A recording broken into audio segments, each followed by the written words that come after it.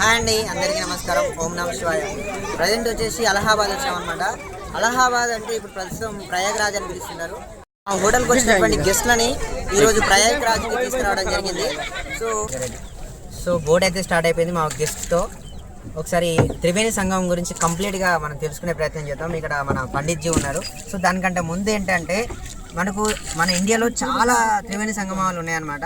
అందులో చెప్పగానే ఫస్ట్ మనకు గుర్తొచ్చే పేరు ఏంటంటే ప్రయాగ్రాజ్లో ఉన్నటువంటి ఈ త్రివేణి సంగమం పేరే వస్తుంది. ఎందుకంటే ఇది ప్రాచీనమైనది, మళ్ళీ అలాగే మన హిందూ ధర్మంలో ప్రాముఖ్యత కలిగినటువంటి ప్రయాగ్రాజ్ అనమాట. ఇక్కడ 3 నదులు అనేది ఇక్కడ మిక్స్ అవ్వడం జరుగుతుంది. ఇక్కడ ఒక్కసారి వాటర్ని అబ్జర్వ్ చేసినట్టయితే చూడొచ్చు, మనకి 2 కలర్స్ లేయర్స్ కనిపిస్తున్నాయి. ఇక్కడ మనకి ఒకటేమో నార్మల్గా ఉన్నటువంటి వాటర్ అండ్ ఇంకొకటి మన మట్టి కలర్లో ఉన్న వాటర్ వస్తుంది. సో ఇది కొంచెం మనం పర్టికులర్గా క్లోజ్గా అబ్జర్వ్ చేస్తేనే మనం ఆ వ్యూ అనేది చూడొచ్చు.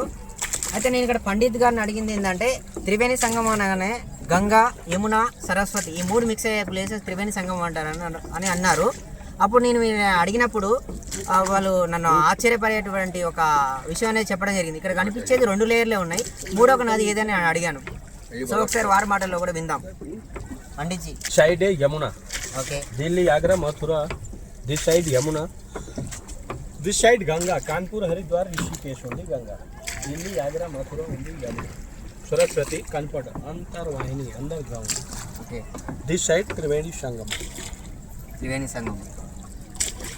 నన్ను అదుపురపరిచేలాగా ఒక విషయం ఇక్కడ జరిగింది ఏంటంటే, సో జనరల్గా ఇప్పుడు 2 నదులే కనిపిస్తున్నాయి, 3వది కనిపించట్లేదని పంతులు గారిని అడిగినప్పుడు వారు నాతో ఏమన్నారంటే, మన ఆడవారు జడ వేయడం అనేది అల్లుతారు కదా, అవి అల్లే ప్రాసెస్ నీకు తెలుసా అని నన్ను అడిగారు.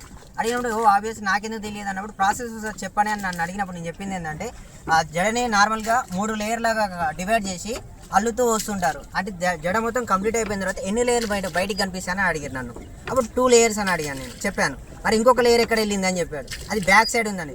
ఎగ్జాక్ట్లీ ఇక్కడ కూడా గంగా, యమున అనేది మనకు పైన కనిపిస్తుంది, సరస్వతి అనేది అంతర్వాహిని, అంటే భూగర్భ లోపల నుంచి మనకి ఇక్కడ ట్రావెల్ అవుతుంది అనేది చెప్పడం జరిగింది.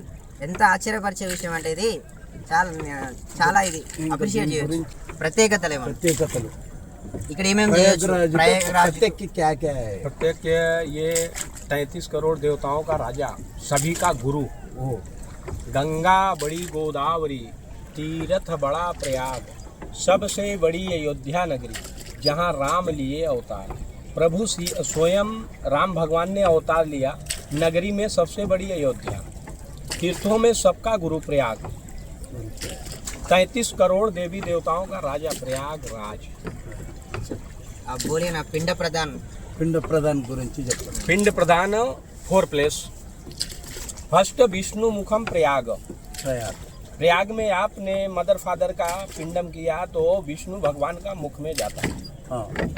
सेकंड काशी। काशी विष्णु भगवान का नाभि। थर्ड चरण गया, विष्णु भगवान का चरण है गया। और कपाल क्रिया बद्रीनाथ। 4 प्लेस पिंडम। शिव पार्वती, शंकर भगवान पार्वती अम्मा इधर में वेणी दान किया, भार्य भर्तु दंपत पूजा वल्ली प्रयाग में। और कोई भी तीर्थ पे वेणी दान पूजा नहीं होता। इधर ये सारा मेला ग्राउंड चारों तरफ 12 साल में कुंभ मेला होता, 6 वर्ष में अर्ध कुंभ मेला होता, हर वर्ष संक्रांति मेला, నార్మల్ మేళ.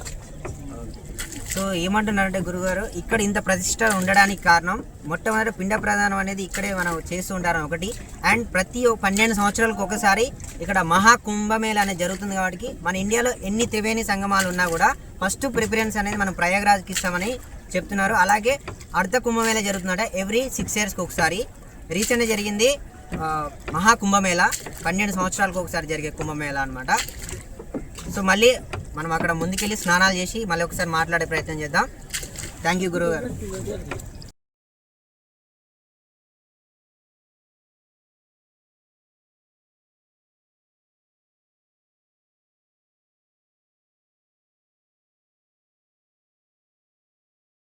సో ఫైనల్గా త్రివేణి సంగమంలో, ప్రయాగరాజ్లోని త్రివేణి సంగమంలో మా యాత్ర అనేది కంప్లీట్ అయిపోయింది.